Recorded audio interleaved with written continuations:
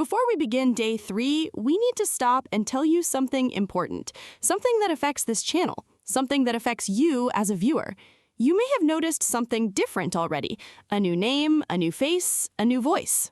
And we want to explain everything, clearly and honestly, right now, before a single lesson begins. For the first 2 days of this series, days 1 and 2, this podcast was called Musk Unleashed English Podcast, and it was hosted by Emma and Ethan. We want to say this clearly. Emma and Ethan did wonderful work on those first 2 episodes. They built the foundation of this series. They welcomed you on day 1, they taught you why speaking matters on day 2, and we are genuinely grateful for everything they contributed to the beginning of this journey. But beginning today, from day 3 onwards, this channel has a new name, a new identity, and 2 new hosts. The channel is now called Ares and Aureola English Podcast. My name is Aureola. And my name is Ares. And we want you to know this is not a restart. This is not a new series. The 75-day journey continues exactly where it left off. The progression is the same. The commitment is the same. The quality, we promise you, will only get better. If you subscribe to Musk Unleashed English Podcast, you are in the right place. The channel has simply changed its name and its hosts. Everything you subscribe for, the daily English lessons, the progression from beginner to intermediate, the honest and practical teaching, all of that continues right here, right now. And if this is your very first video with us, welcome. You have arrived at a beautiful moment, a new chapter, a fresh energy, and a series that has 72 more episodes of incredible English learning still to come. Old name, Musk Unleashed English Podcast, hosts Emma and Ethan. New name, Ares and Aureola English Podcast, hosts Aureola and Ares. Same series, same mission, same 75-day journey. And we could not be more excited to take you the rest of the way. Subscribe to Ares and Aureola English Podcast right now if you have not already. Hit the bell, turn on notifications, because we upload a brand new English video every single day, and your next lesson is always ready and waiting. Now, day 3. Let us begin. Day 3. Welcome to Ares and Aureola English Podcast. I am Aureola. And I am Ares, and this is day 3 of the 75-day complete English learning journey. Today, we're going into something that confuses almost every English learner who has ever tried to spell or pronounce a word: the English alphabet, the sounds of English, and the deeply frustrating fact that English spelling and English pronunciation often have almost nothing to do with each other. We are going to answer 3 questions today. Question 1, what are the letters of the English alphabet and how do you actually say them? Question 2, why does English have so many sounds, 44 sounds, but only 26 letters? And question 3, why does English spelling make absolutely no sense? And what can you do about it? By the end of today, you will understand English sounds in a way that most learners never do. And that understanding, that foundation, will support your pronunciation, your reading, and your speaking for the entire rest of this series. Let us go. Segment 1, the 26 letters. Let us start at the very beginning, the English alphabet. 26 letters, 5 vowels, and 21 consonants. The 5 vowels are A, E, I, O, U. Repeat after me. A, E, I, O, U. Say them again. A, E, I, O, U. Now, the 21 consonants. I will say each one, you repeat it after me. Take your time. Say each letter clearly. B, C, D, F, G, H. Say those 6 again with me. B, C, D, F, G, H. J, K, L, M, N, P. Repeat. J, K, L, M, N, P. Q, R, S, T, V, W. Say them. Q, R, S, T, V, W. And the last 3 are X, Y, Z. Together. X, Y, Z. Now, the complete alphabet, all the way through. Say it with us.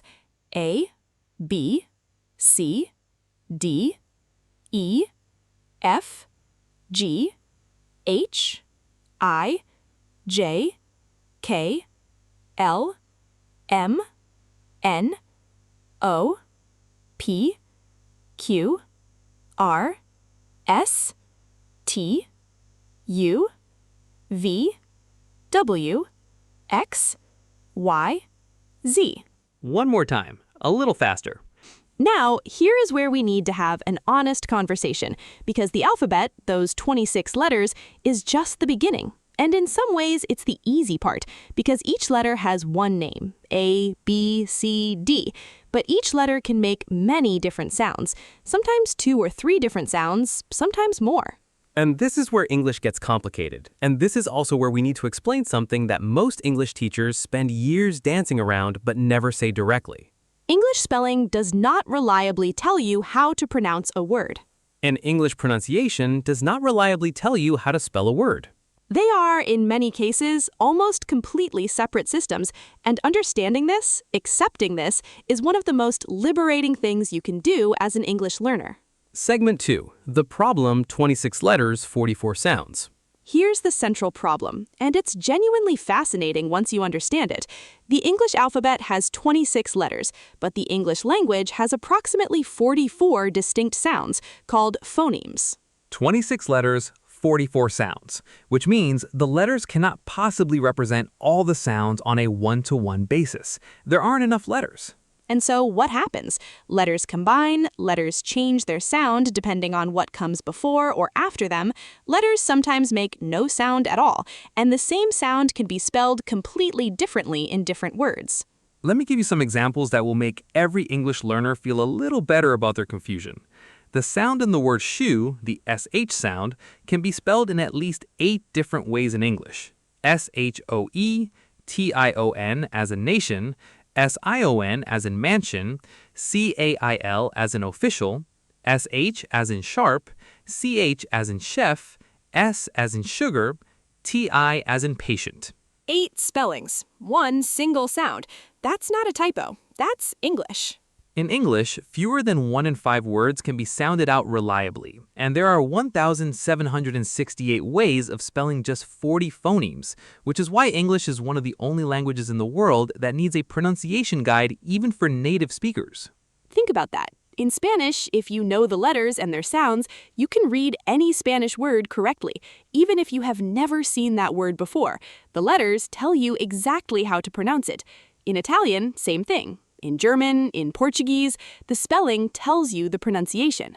You can spend an afternoon learning the pronunciation rules of Italian, Spanish, German, Swedish, and many others, and credibly read out a text in that language even if you don't understand it.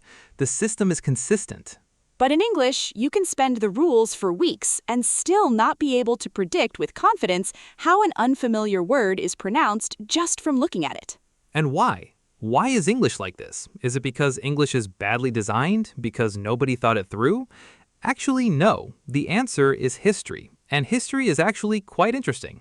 Segment 3. Why English spelling is so strange. English spelling is irregular for one primary reason. English absorbed words from an enormous number of different languages over many hundreds of years, and it kept the spelling patterns from each of those languages, even when those spelling patterns didn't match English pronunciation. English has words from old Germanic languages, from French, especially after the Norman conquest of England in 1066, from Latin, from Greek, from Norse languages, from Dutch, from Italian, from Arabic, from Hindi, from Japanese, from hundreds of other languages around the world.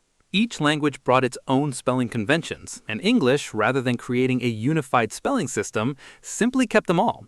The result is a language where the spelling of a word is often more like a historical record of where that word came from than a reliable guide to how to say it. Because many of the early printers in England were Dutch, they used Dutch spellings for English words like ghost, aghast, ghastly, and gherkin. Then, another important moment. When the printing press standardized English spelling in the 15th century, it froze how words were written. But English pronunciation kept changing after that, which means many words are spelled the way they sounded 500 years ago, not the way they sound today. So the word night, K-N-I-G-H-T, was once pronounced with every single one of those letters. The K was spoken, the G-H was a sound that no longer exists in modern English. Today, we say just night, but the spelling stayed frozen at 500 years ago.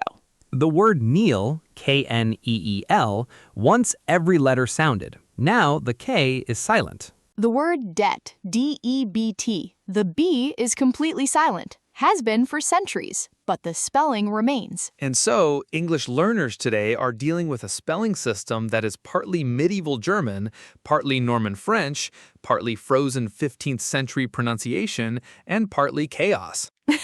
That last part is accurate. But here is the important thing, and this is what we want you to hold on to. English spelling being irregular does not mean English is impossible to learn. Millions of people from every language background on Earth learn to read, write, speak, and think in English. People have been doing it for centuries. It just means that learning English requires a slightly different approach to spelling and pronunciation than learning Spanish or Italian. It means you cannot always predict pronunciation from spelling. You have to learn both, the written form and the spoken form, sometimes separately. And it means that when you see a word spelled strangely or pronounced differently from how you expected, it is not because you are confused. It is because English has a 500-year history of absorbing other languages and keeping their spelling. You are not failing. The language is just historically complicated. That is not your fault, and it is not a reason to give up. It is just a fact. A fascinating, slightly maddening fact about one of the most widely spoken languages in human history. Now, let us do something practical, because understanding the history of English spelling is interesting, but what you actually need is to understand the sounds. So let us focus on the most important ones for a beginner. We're going to cover the 5 vowel letters and how they each make more than one sound. This is one of the most confusing things for beginners and one of the most important things to understand early. Every vowel in English has at least 2 sounds, a long sound and a short sound. Let's go through each one. Repeat every sound and example after me. The letter A. Short A sound as in cat, bat, hat. Say those. Cat, bat, hat. Long A sound as in cake, lake, name. Say those. Cake, lake, name. Same letter, 2 completely different sounds, cat versus cake. The letter E, short E sound as in bed, red, pen. Repeat. Bed, red, pen. Long E sound as in tree, sea, feet. Say those. Tree, sea, feet. The letter I. Short I sound as in sit, hit, big. Repeat. Sit, hit, big. Long I sound as in kite, bike, fine. Say those. Kite, bike, fine. The letter O. Short O sound as in hot, dot, top. Repeat. Hot, dot, top. Long O sound as in hope, note, bone. Say those. Hope, note, bone. And the letter U. Short U sound as in cup, bus, run. Repeat. Cup, bus, run. Long U sound as in cube, tune, use. Say those. Cube, tune, use. 5 vowels, 10 sounds, just in the basic short and long patterns. And each vowel actually has even more sounds beyond these 2, which we will encounter gradually throughout the series as our vocabulary grows. But for today, long and short vowels. That's your foundation. And here's one very useful pattern to help you remember. The silent E rule. When a word ends in the letter E and there's a consonant before that E, the vowel in the middle of the word usually becomes long, and the E itself is silent. Examples. Cap, add a silent E, cape. The A becomes long. Hop, add a silent E, hope. The O becomes long. Kit, add a silent E, kite. The I becomes long. Cub, add a silent E, cube. The U becomes long. But E at the end changes the vowel in the middle and then stays silent itself. It's like a magic E, a signal, a rule with many exceptions because this is English, but a genuinely useful pattern to know. Let's practice. I'll say a word, you decide, does it have a long vowel or a short vowel? Say your answer out loud. Cat. Short A. Ka, a, t. Short vowel. Check. Cake. Long A. Silent E at the end. Check. Sick. Short I. No silent E. Check. Kite. Long I. Silent E. Check. Bus. Short U. Check. Cube. Long U. Silent E. You are already starting to read English phonics patterns. That's real progress on day 3. Now, silent letters, the thing that confuses English learners more than almost anything else, and the thing that makes English spelling seem most unfair. A silent letter is a letter that appears in the written spelling of a word, but is completely not spoken when you say it. And as we mentioned earlier, nearly every letter in the English alphabet can be silent in some words, but there are some very common patterns that appear again and again. Pattern 1. Silent K before N. The letter K is silent whenever it comes before the letter N at the start of a word. No. Say it. No. The K is silent. Knife. Say it. Knife. The K is silent. Knee. Say it. Knee. The K is silent. Knock. Say it. Knock. The K is silent. Repeat all 4 after me. No, knife, knee, knock. Silent K every time at the start of a word before N. Pattern 2. Silent W before R. The letter W is silent whenever it begins a word before R. Right. Say it. Right. The W is silent. Wrong. Say it. Wrong. The W is silent. Wrist. Say it. Wrist. The W is silent. Wrap. Say it. Wrap. The W is silent. Say all 4. Right, wrong, wrist, wrap. Pattern 3. Silent GH. The combination GH is one of the most confusing things in English spelling. It can appear in words and make no sound at all. Night. Say it. Night. The GH is silent. Light. Say it. Light. The GH is silent. Daughter. Say it. Daughter. The GH is silent. Thought. Say it. Thought. The GH is silent. Repeat those 4. Night, light, daughter, thought. And sometimes, just to keep things interesting, the GH makes the F sound. Enough. Say it. Enough. The GH sounds like F. Cough. Say it. Cough. The GH sounds like F. Laugh. Say it. Laugh. The GH sounds like F. Same 2 levers, sometimes silent, sometimes F. This is English being historically complicated again. Pattern 4. Silent B after M. When B comes after M at the end of a word, it's usually silent. Lamb. Say it.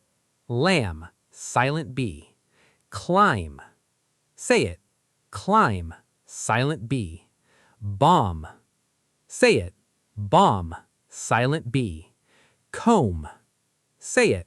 Comb. Silent B. Say those. Lamb, climb, bomb, comb. 4 patterns. Silent K before N, silent W before R, silent GH in many words, silent B after M. Learn the patterns, not every word individually. One more important thing to understand, and then we move to practice.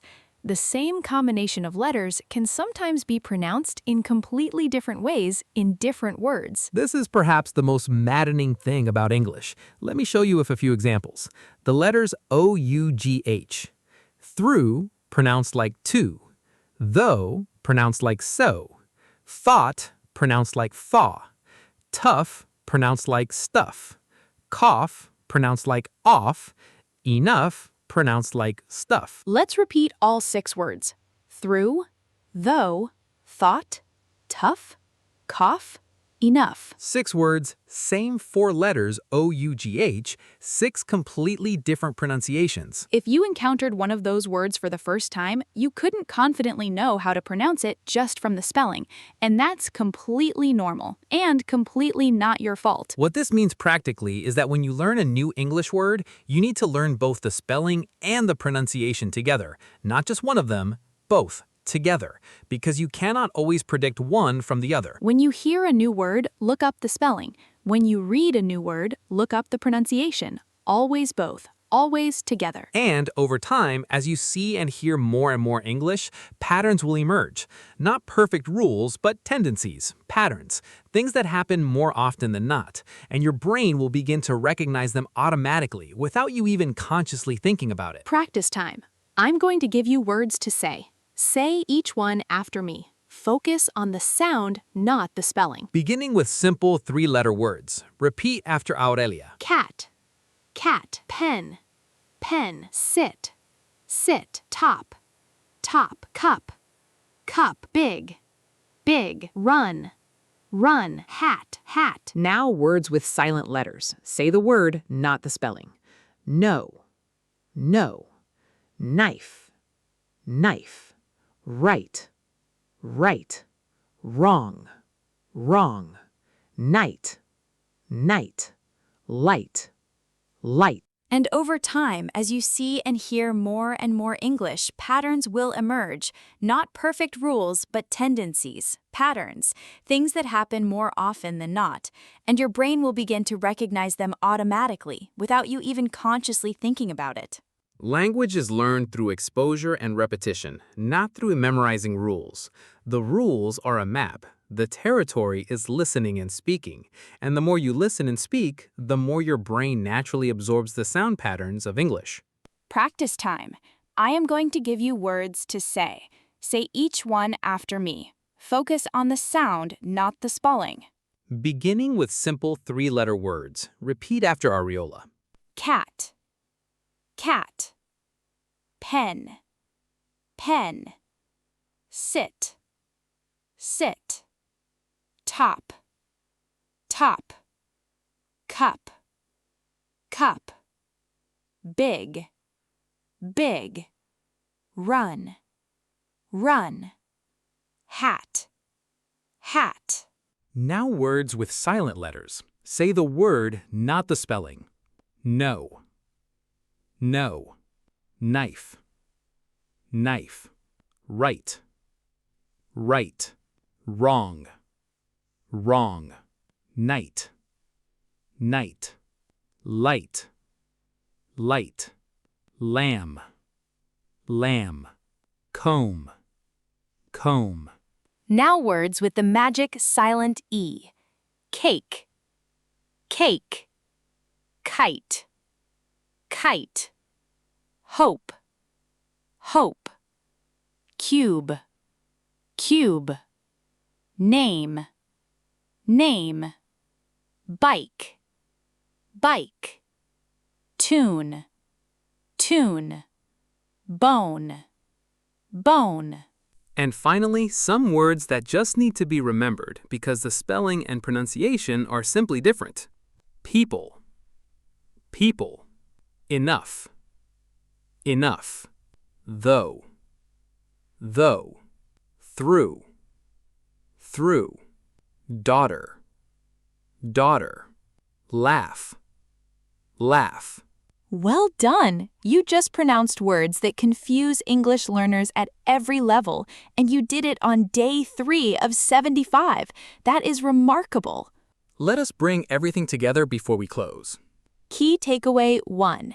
English has 26 letters but approximately 44 sounds. The letters cannot represent all the sounds on a one-to-one basis. This is why one letter can make multiple sounds. Key takeaway 2, English spelling is historically complicated, not randomly chaotic. It absorbed spelling patterns from dozens of languages over hundreds of years. Words are spelled differently because they came from different language families. Key takeaway 3. Every vowel has at least a short sound and a long sound. The silent E rule often signals a long vowel. Cat becomes cake. Hop becomes hope. Key takeaway 4, silent letters follow patterns. Silent K before N, silent W before R, silent GH in many words, silent B after M. Learn the patterns, not every word individually. Key takeaway 5. Always learn both the spelling and the pronunciation of new words together. Do not assume one tells you the other. 5 takeaways, solid knowledge, and a much clearer understanding of why English spelling works the way it does. Your Day 3 challenge is simple, and it has 2 parts.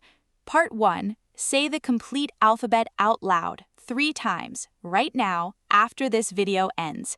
A to Z 3 full times. Part 2, find 3 words today that have silent letters. They could be words from your English vocabulary notebook, words from a sign you saw, words from a video you watched. Find 3, write them down, say them out loud. And in the comments below, write your 3 silent letter words and tell us which silent letter pattern surprised you most today. We read every single comment. Everyone. And one last reminder, if you are new here, welcome to Ares and Aureola English Podcast. We are the new hosts of this 75-day series, and we are so genuinely excited to be on this journey with you.